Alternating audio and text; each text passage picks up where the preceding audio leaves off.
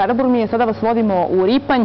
Izlivanje otpadnih voda zadaje glavobolju građanima Ripnja. Problem traje već godinama, ali poslednjih 10 dana nivo fekalnih voda dostigao je više od 2 metra. Predstavnici opštine Voždovac i Sekretarijata za komunalno-stambene poslove i zaštitu životne sredine izašli su na teren i obećali da će problem zajedničkim snagama što pre pokušati da reše.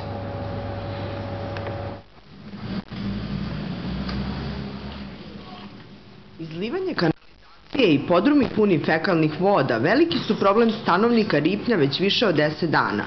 Zarazne bolesti su ono zbog čega svakodnevno strepe.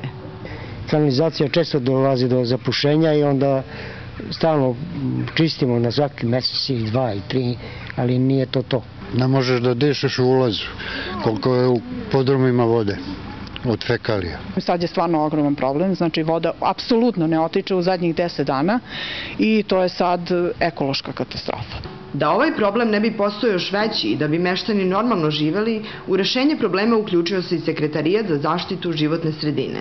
Meni je važno da se sanira stanje životne sredine i da ljudi ne budu izloženi riziku zagađenja i ne samo zagađenja životne sredine. Tu imate problem kako sa podzemnim vodama sada, tako imate problem sa zagađivanjem zemljišta i naravno da imate problem sa ljudima koji mogu da, ukoliko se ovo ne bude rešavalo, budu u riziku od različitih zaraznih bolesti. Opasnost od zaraznih bolesti preti jer nivo vode stalno raste.